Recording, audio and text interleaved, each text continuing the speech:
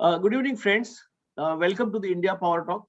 India Power Talk is a knowledge sharing initiative. We invite international thought leaders and domain experts to share their insights, experiences, and strategies related to business and the economy. The result is an easily accessible digital source of knowledge that benefits not only Indian entrepreneurs and policymakers, but also international businesses, investors, and strategic partners who have invested in or intend to invest in India. Our speakers include entrepreneurs, economists, professors, investment bankers, inventors, scientists, lawyers, chartered accountants, and other dignitaries with experience in diverse sectors. Today, we are examining an idea that is as radical as it is ambitious to rethink the global institutions and structures that have existed over the past 75 years and create more just and equitable societies the world over. There are many organizations and individuals doing significant work to improve the world, whether finding cures to diseases, helping to elevate people from poverty, or educating children in poor countries. The value of these initiatives cannot be overstated. But seldom we see a concept so global, so far reaching, that it can be referred to as redesigning the world. What is meant here is a great reset of not just our international institutions, governments, but the way we do our business, our education, our healthcare, virtually everything that governs our living. Considering the challenges we face all over the world and the fact that we are more closely interconnected than ever, such a holistic approach may be needed to secure the future of humankind and the planet. As the pandemic has made painfully clear, we need to think beyond national boundaries. World bodies like the United Nations, World Health Organizations, World Bank, NATO, and WTO were created in response to the horrors and hardships of World War II. There was a shared sense of urgency, the need to rebuild and make our world a safer place. As we emerge from the pandemic crisis, we have a similar opportunity. These are some of the ideas put forward in the recent book, Redesign the World, a global call to action. It is my great honor, privilege, and personal pleasure to welcome its author, Sam Pitroda, as my guest today. Mr. Pitroda is popularly known in India as the father of India's computer and IT revolution. He has helped Prime Minister Rajiv Gandhi in introducing computerization and was also an advisor to Prime Minister Manmohan Singh. He holds around 100 technology patents and has also started several businesses as serial entrepreneur, including Westcom Switching, Lonix, MIT Market, WorldTel, and CSAM in the US and Europe. Mr. Pitroda is involved in many major NGOs such as the University of Transdisciplinary Health, Sciences and Technology, Global Knowledge Initiative, India Food Banking Network, People for Global Transformation and Action for India. He has authored 8 books on topics like technology, entrepreneurship, and human development.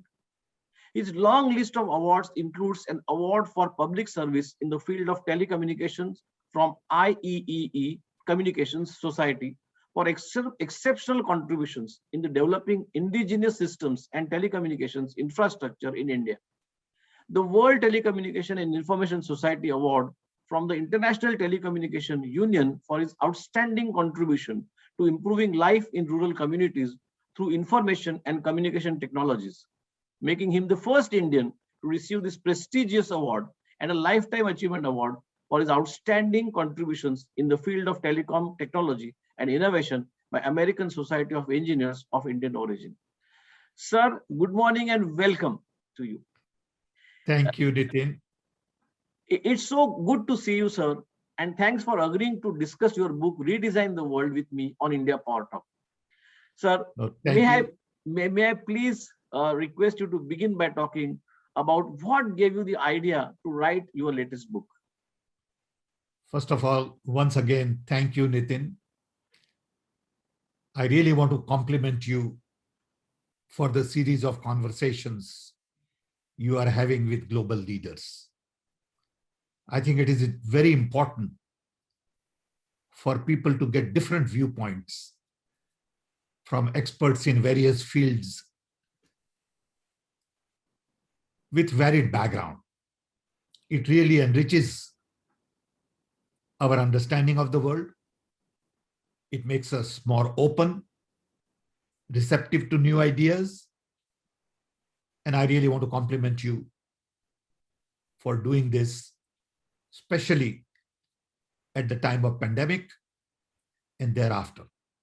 Thank you, sir. Good to reconnect with you after a long time. Like you and many of us, I was in self-quarantine right from March 2019. And I felt that it is time to do something meaningful. I started looking at my own journey. I'm 80 years old. I was born and raised in 1942 in British Raj. And I have seen a great deal, from India's independence to death of Mahatma Gandhi, to coming to America, looked at Vietnam War, studied technology, seen the rise of technology, Mandela, Martin Luther King, and many, many great leaders, and all kinds of global events, all the way up to Afghanistan war. And when I look at this journey of mine for the last 8 decades, I realize that the world has changed completely.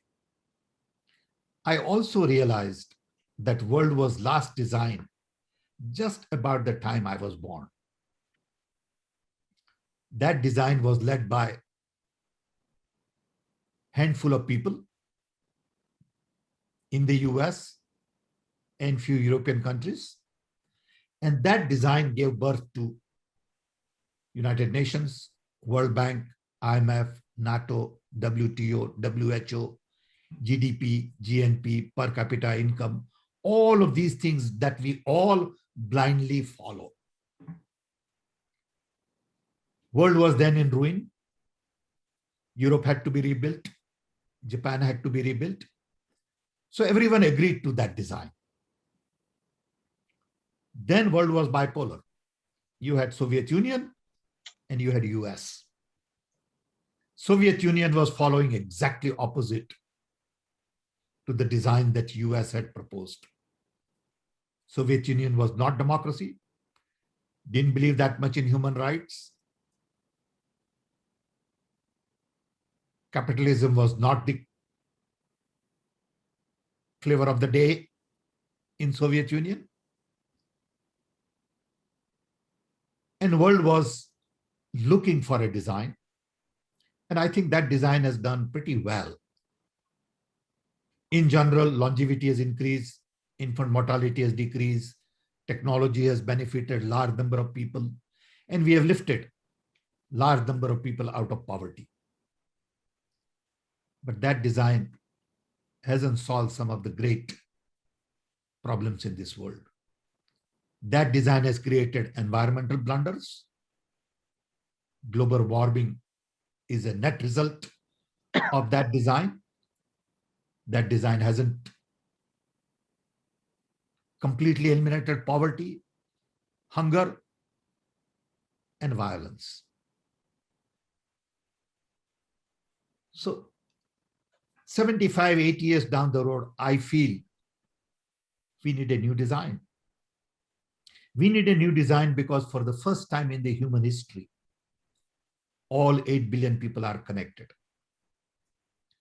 We are all connected in a very special way with hyperconnectivity. What does this connectivity mean to the world? Unfortunately, today we use this connectivity to do the same thing we have been doing in the past. Little better, little cheaper, little faster. Can we use this connectivity in a very special way to take humanity to the next level? is the question I asked. Because to me, this connectivity brings about democratization of knowledge, decentralization of implementation, and demonetization of services. So when I look at the design, I realized that it was fundamentally based on 5 ideas: democracy, human rights, capitalism, consumption, and military. But in the last 80 years, world got decolonized. Movement led by Mahatma Gandhi not only made India independent from British Raj, but the whole world got decolonized in a short span of 25 years. What does this decolonization of the world mean to the old design? Then China could rise up to a level no one ever thought of. Then Soviet Union fell apart. Technology became pervasive. I always remind myself that when I came to America, I had never used telephone in my life because telephone was a great luxury in India. I was too poor to have telephone. If someone was having a telephone, he was too rich to be my friend. I had never seen television. Now technology has been democratized. At the same time, we have created a lot of inequality in the world. Very few people are very rich and lots of people are very poor. In my generation, there were a handful of billionaires. Now there are people with $100 billion worth of wealth. Then 9/11 changed American mindset. And finally, COVID-19 put entire world to halt. And to me, COVID-19 basically says that we are all interconnected, interwoven, interdependent, and interrelated. We are all human beings at the end of the day, no matter what color we are, what religion we follow, what race we belong to, what language we speak, or what nationality we have. So COVID-19 tells me specifically that there are only 2 important things in this world. One, our planet. And 2, our people. Our planet is in pain because we have cut our forest, eliminated a lot of our species. In the name of development, we have messed up our environment. Just take the example of bottled water. Bottled water didn't exist 50 years ago.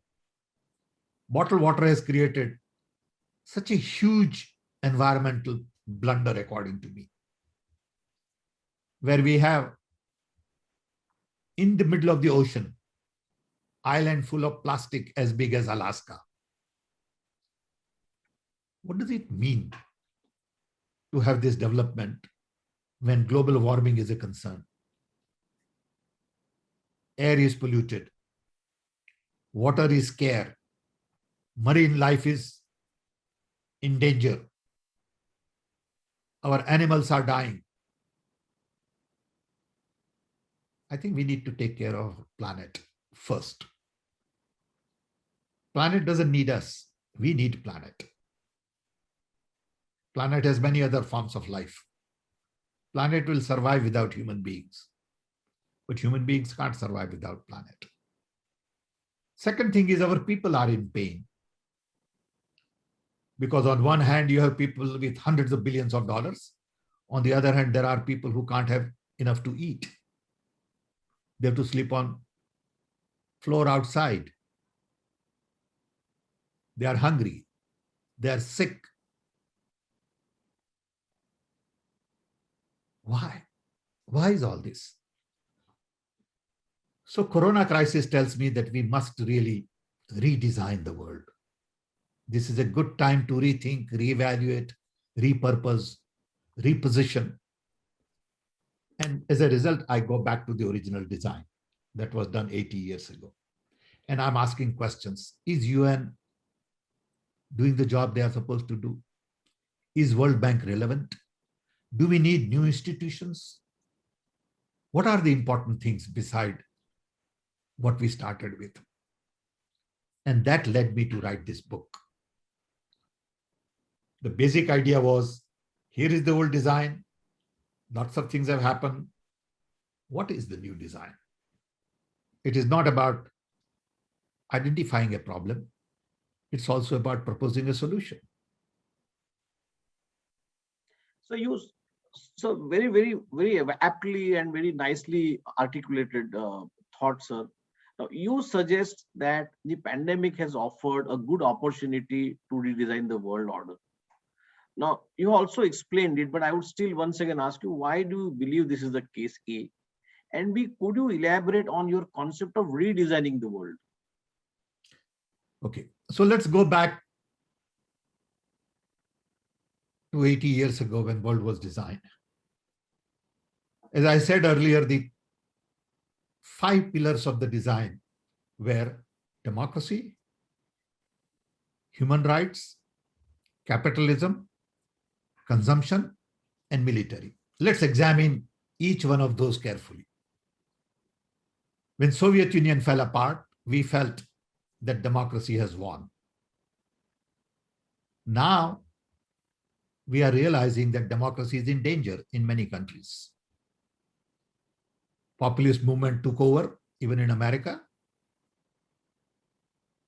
Democratic institutions are not functioning well, whether it has to do with elections, which are captured, manipulated, or institutions are under the control of political leaders. Scientific mindset doesn't exist in many countries. Look at what is happening on vaccines. Some people don't want to get vaccinated because they don't believe in the science. Okay. So one, we need to strengthen our democracy everywhere, because hyperconnectivity is all about empowering human beings. It is about giving me control of my life. The phone I have is not a phone. It is an instrument to empower me. I can get educated. I can get my health information, direction, transport, you name it. I can get everything on this little device. So what you're telling me is I must take responsibility for myself. They go hand in hand with democracy. You cannot have hyperconnectivity and then say, I'm going to control everybody. In the long run, it doesn't work. It may work in the short run. So democracy has to be strengthened, and we have to build inclusive world. The world today is not inclusive. In America, there is Black Lives Matter. In India, it is caste, Dalits. In China, we have an issue. In Europe, we have an issue. Everywhere, there are stresses because people are not included. Exclusion has been the cause of wars all over the world. Independence movement was all about exclusion. Okay. Every war in the history has something to do with a group of people were not included. So the first part of the design is to take democracy to inclusion. I see. What it means is we need global institution on inclusion. We do not have any institution on inclusion in the world. How do we expect world to be inclusive? We don't have Ministry of Inclusion. Then how do you expect inclusion to be the agenda? In fact, we have exactly opposite agenda. We want to divide people for political gains. 2, human rights are not good enough.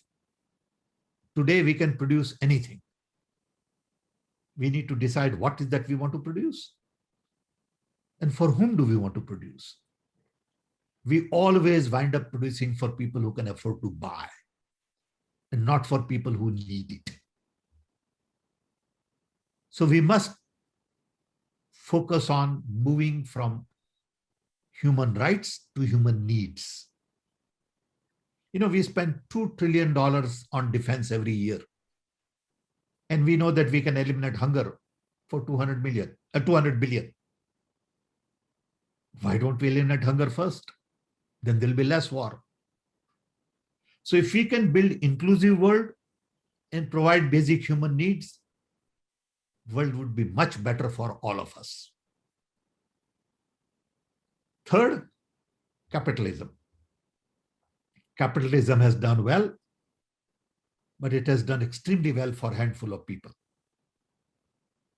and not well for a lot of people at the bottom of the economic pyramid.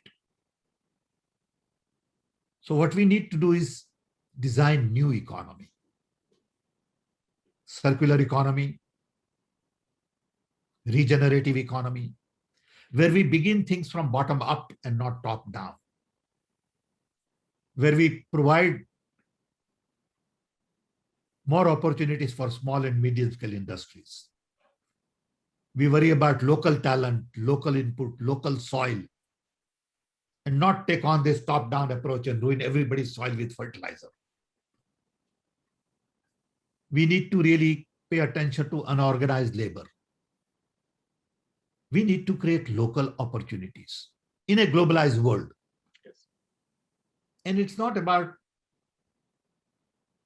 sort of separating things in terms of democracy, dictatorship, localization, globalization, capitalism, non-capitalism. There is no such thing. According to me, those labels don't make sense anymore.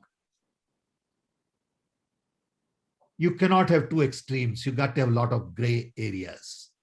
And you got to work within that gray area. You could be democratic and you could be dictatorial sometimes. You could be capitalist and you could be, national economy with public sector. So it's not this or that. It is this and that and some more. Yes. So we need to change capitalism in a big way to provide opportunities to people at the bottom of the economic pyramid. Then this idea of consumption, go on buying madly because you can afford to buy, has created huge problem in the world. We need to learn to conserve and not just consume. We need sustainability. Our environmental challenge is all about sustainability.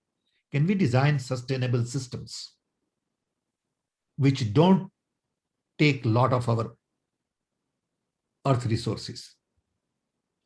For example, I'm told that every year 3 million tons or 3 billion tons of mineral is taken out of the earth. Gold, silver, lithium, you name it. How long we can go on doing that?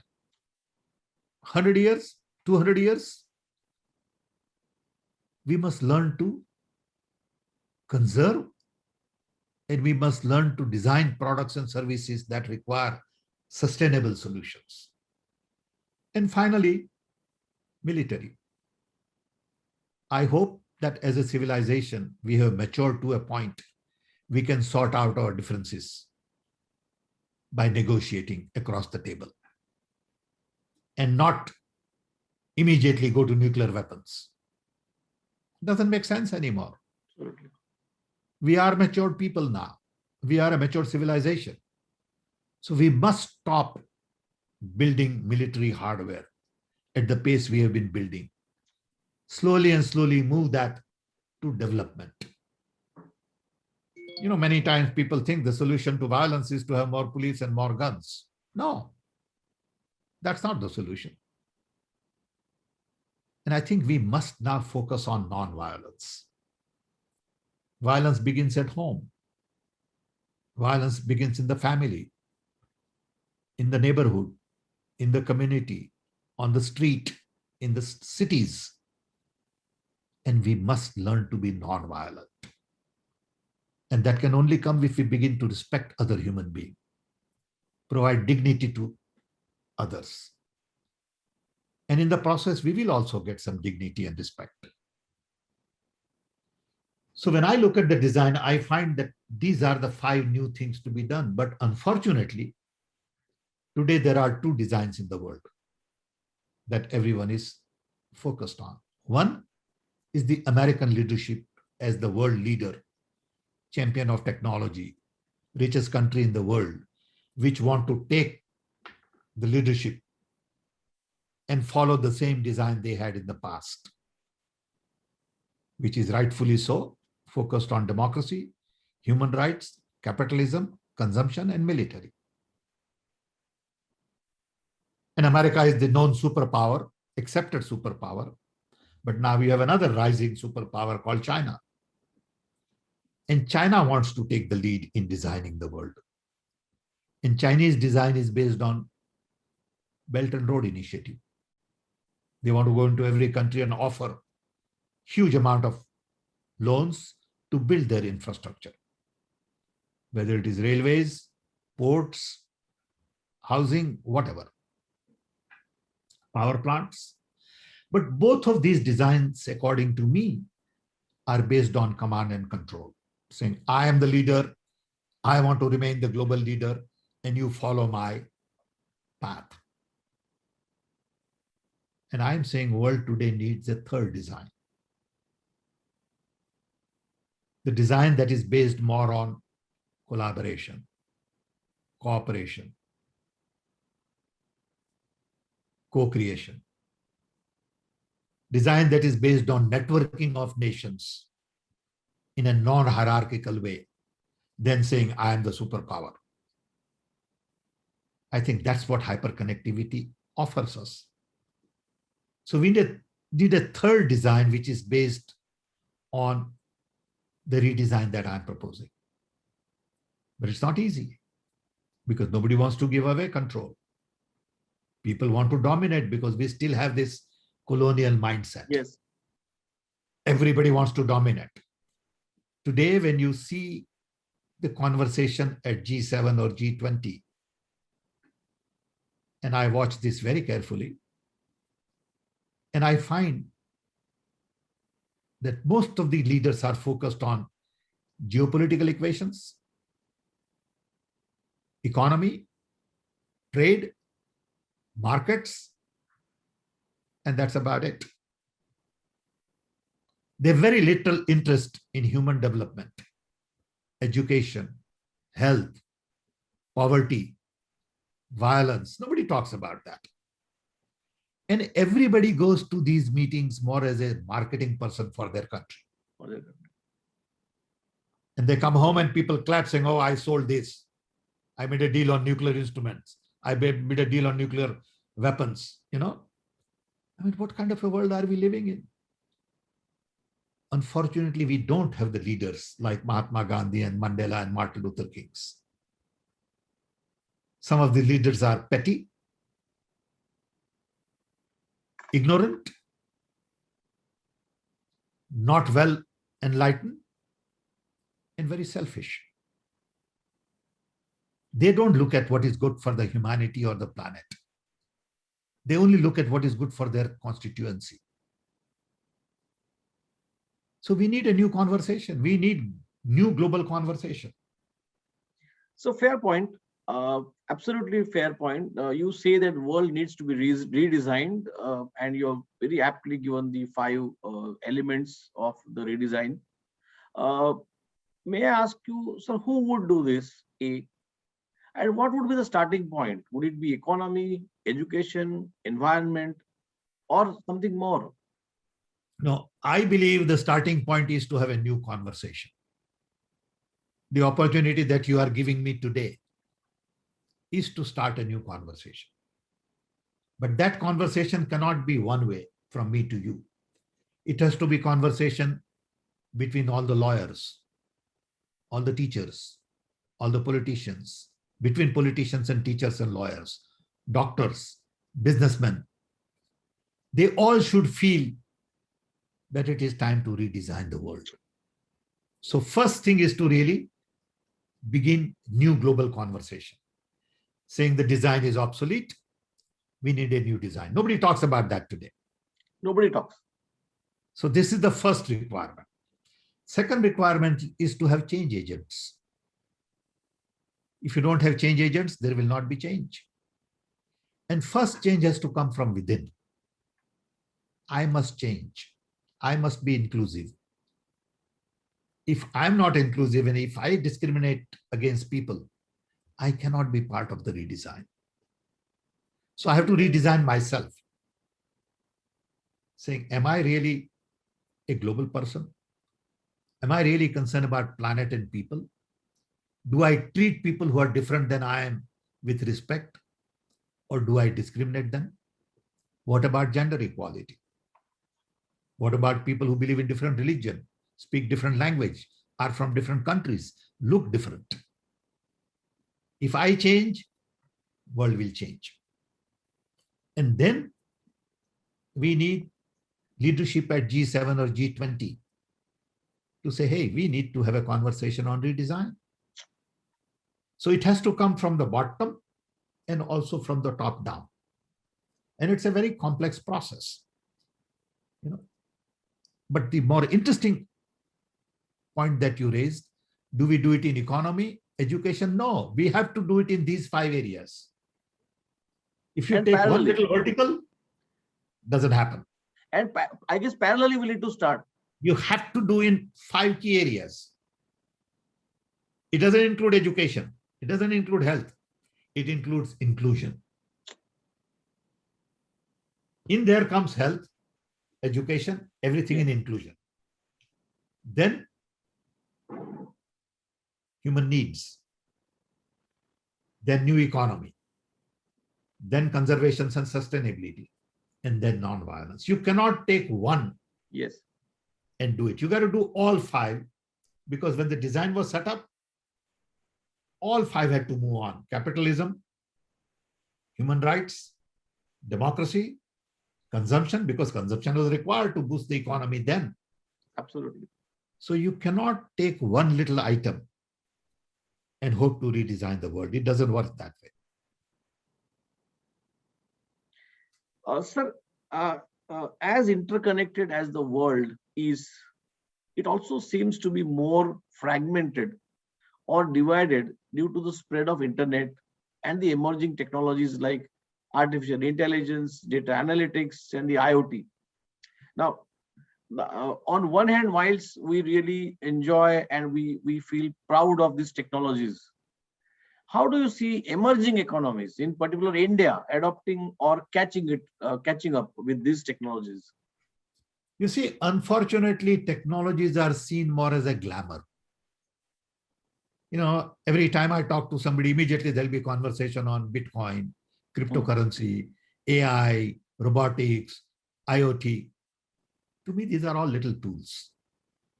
How are we using these tools? It's like a knife. You can kill somebody and you can cut tomato. So today, internet has democratized education, knowledge, but social media has really created havoc. Saying, look, these business models, which basically promote ad revenues based on the people signed up and the kind of clicks you create. So to create more clicks, you promote controversy and lies. And to get more customers signed up, you have unauthenticated behavior. You could have 10 Sam Pitroda signed up on Facebook in 10 different ways. Ultimately, there is one person. Or you can have just no person and sign up an account. And people say, oh, I got 2 billion accounts. In reality, it may not be 2 billion. So I think a lot of thinking has to go in now to clean up some of this mess we have created. So let me bring you to India now. Let's talk about India. You were the architect of telecom revolution in India.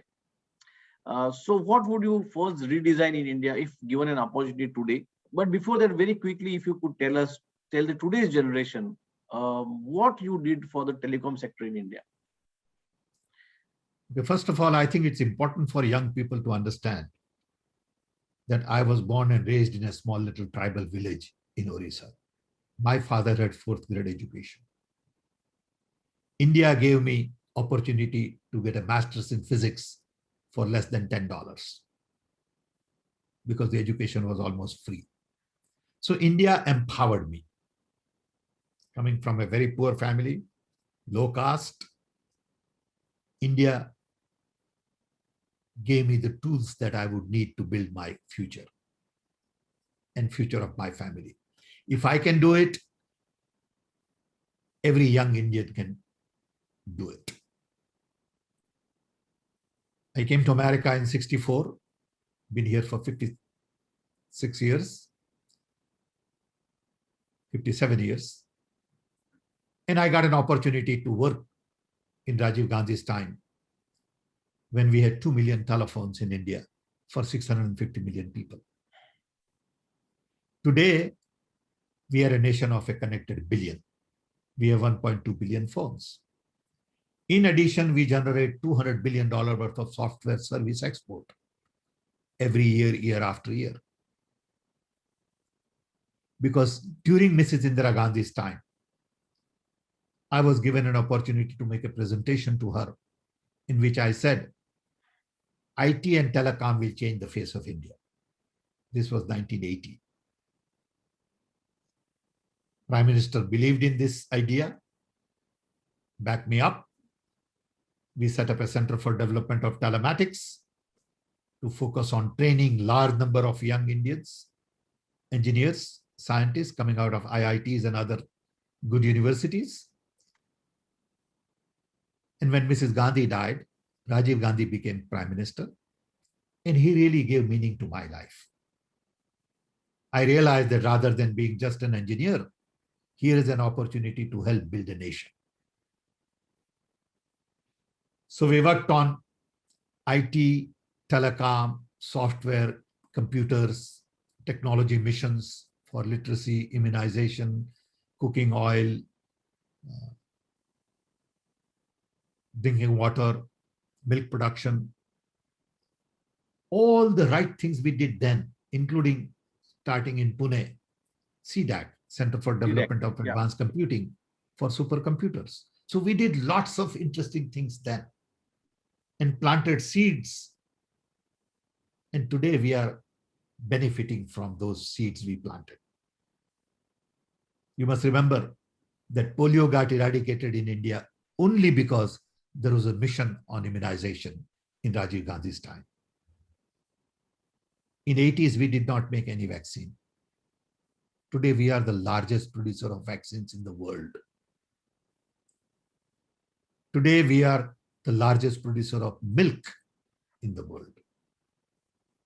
Today, we are known as the champions of IT in the world. Yes. It didn't happen overnight. It took 3-4 decades. But somebody had to have the vision and somebody had to plant the seeds. So you needed political will that came from the Prime Minister, domain expertise that came from people like me, and a lot of young Indian talent. Indian entrepreneurs, Indian policymakers, and young engineers from IIT and other institutions. They made it happen. So credit goes to a large number of people. But the nation building is not like building a company. Company building is very simple. Nation building is a very complex process. And it requires people who want to sacrifice, give. If you look at our independence movement, everyone who was engaged in that never asked what is in it for me. Today, the Me Too mentality prevents us from looking at a broader picture. Everybody is there for personal gains, personal agenda, whether it is political, business, or whatever. And I think nation building requires little more than that. So my first part of the question was, what would you first redesign in India if today given an opportunity? If I have to redesign India today, I would first and foremost focus on strengthening our democracy. I would decentralize everything. I would go all the way to district level and say build governance structure at district level, because each district is about 2 million people. Yes. Let them build their education, health, transport. District should be responsible for developing their district and not state or not nation. To strengthen democracy, you need independent institutions. You need justice that is fair, independent. You need scientific mindset. And you also need civil society. That is the need of the day. Sir, I'm sure you're not just aware, but also must be seriously concerned with the current brain drain in India. Today, not hundreds, but thousands of young students are going abroad for education. I mean, during the 60s, only doctors and engineers were going abroad for further education. Today, any good 12th standard student wants to go abroad for studies, and not just studies, but he wants to settle down in Europe or in America or Canada. Now, how can they be encouraged to come back, or what would your advice be to them? See, first of all, India has a lot of talent. India is the workforce for the world. You go to any big company in America, any big university, any big bank, you will find people of Indian origin all over in great positions, in executive positions. So it is good that Indian talent has become global. But India also needs talent. Yes. Why are these people leaving India? Only because, one, education is not up to the mark. So we got to improve education. Two, the environment in India, to some of them, is suffocating. You can't get proper justice. So I think a lot of young feel frustrated and they leave. You can't blame them. You have to ask them, saying, why are you leaving? And I don't know the real answer, but I'm sure they will say that, we find the quality of education is no good. We find limited opportunities, and we find we won't get justice. Simple. So let me, from young students, let me take to the Indian women specifically. What about the situation of Indian women? Now, what needs to be redesigned to truly empower the woman power of India? First of all, each one of us will have to respect women. They are very important to the growth of India.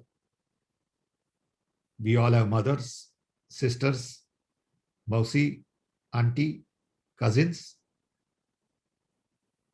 We know their contribution, and we must understand that the other lady is somebody's sister, somebody's mother, somebody's cousin, and they deserve respect.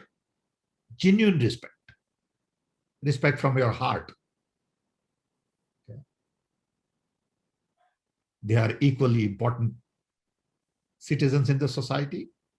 They must be given equal opportunity. They are talented. And we can't treat them the way we have been treating them. You cannot build a nation like that. Diversity has to be at the core. And women are part of diversity. Women are part of inclusion. I don't know how else to explain. It's not a rocket science. Okay. Because I know how I would like somebody to treat my daughter, my wife, my auntie, my mother. That's it. If I don't do that, why would I expect somebody else to do that to my family? Absolutely. So it's that simple.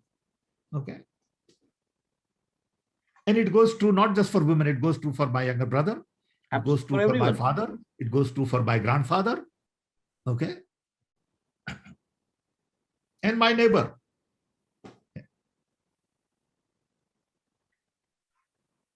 So that's really very, very, very thought-provoking sentences from you. I Before I really conclude, I would also want you to please dwell upon. I recollect your conversation with me in Chicago, and you said Gandhiji is more relevant today than he was pre-independence. Could you please elaborate on that once again? See, first of all, Gandhiji means different things to different people. To me, Gandhiji is not just a person. Gandhiji is an idea. Gandhiji is a philosophy. Gandhiji is a way of life. And you don't have to take Gandhi in totality. You can take Gandhi in bits and pieces. To me, Gandhi is everything. To somebody else, Gandhi may be a small piece of it. So when I say Gandhi, I begin with some fundamental issues in life. First, truth and absolute truth. If somebody keeps lying all the time to public or others, I have very little respect for that person. Truth is the key. When I tell you something, it is in gold. You can tell somebody this is what Sam said and it's 100% true. Otherwise, I won't tell you. To trust, I trust you. If you say I'm a lawyer, I'm not going to check. I believe you. If you say I have this degree, I believe you. If you say I will have a call with you tomorrow at 8:30, I believe it.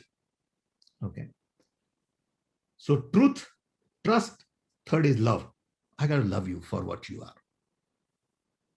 I got to respect that you are different. I got to listen to you. I got to pay attention to you. And I cannot discriminate you. So on one hand, you have truth, trust, love. On the other hand, inclusion, diversity, dignity, respect. On the third hand, democracy, decentralization, human rights, justice. All of these things, to me, make Gandhian thought.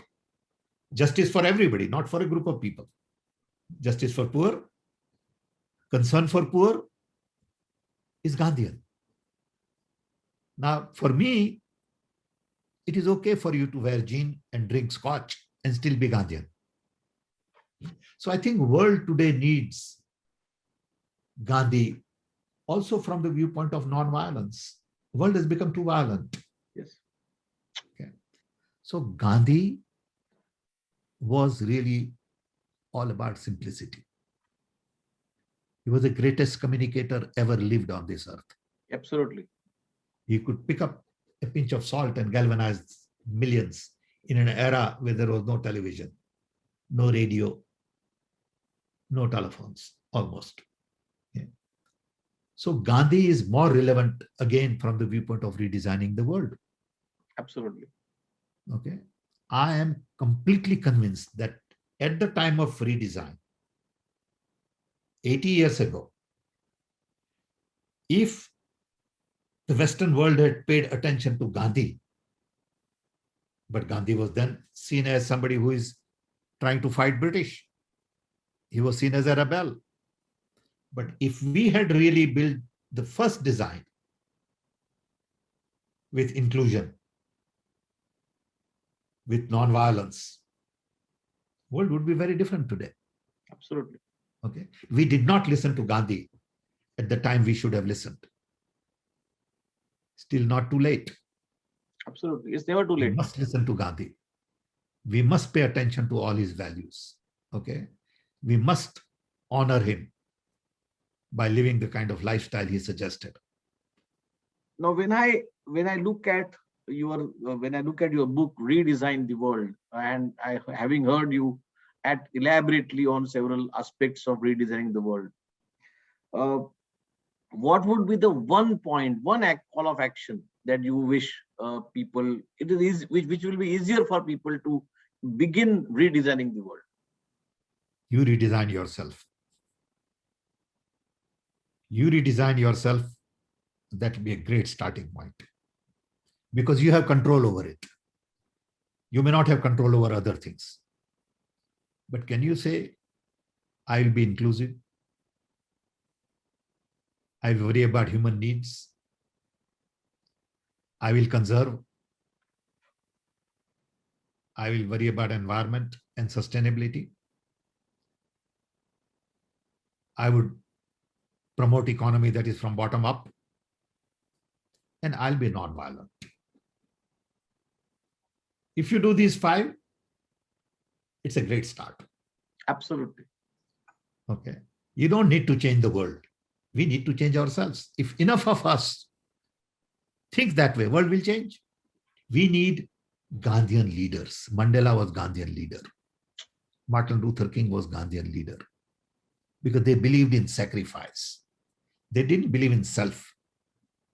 Today's leaders believe in self and not in sacrifice. You need to work for the people. You are a servant of people when you are in politics. You need to live simple life.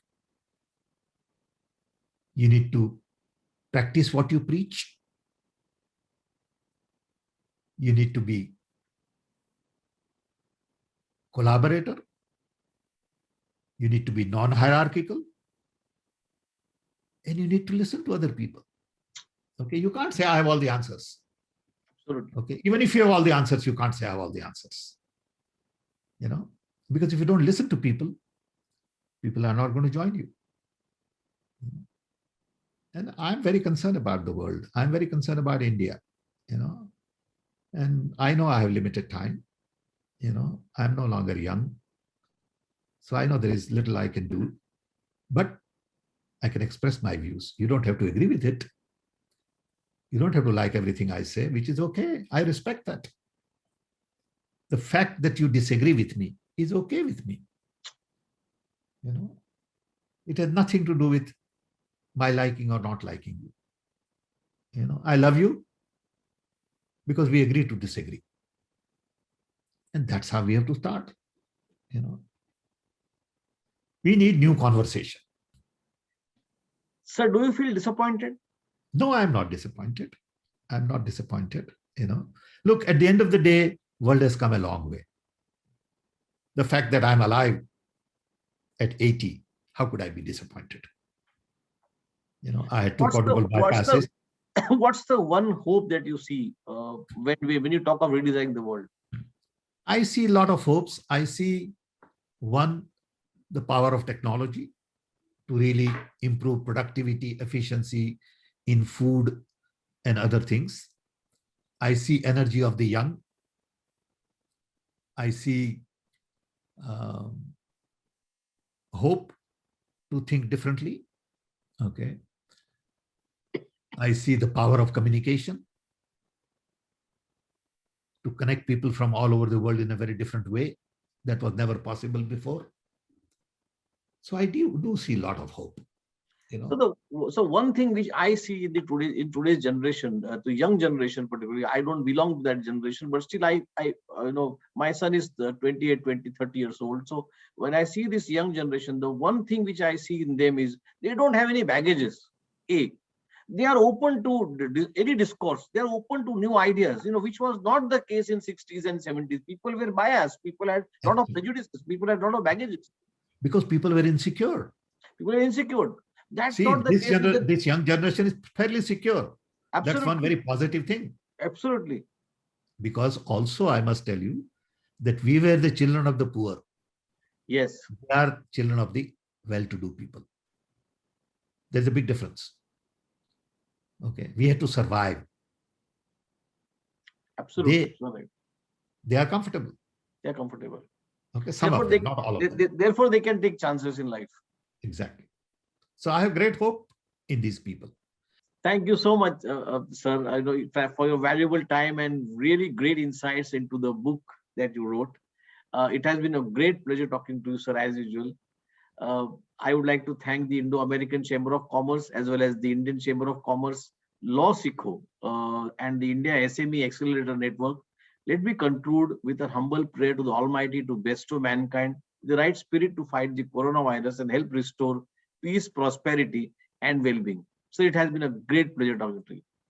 Thank you, Nitin. Thank you for the opportunity and wish you all the best. And let's remain in touch. Yes, absolutely, sir. Thank you.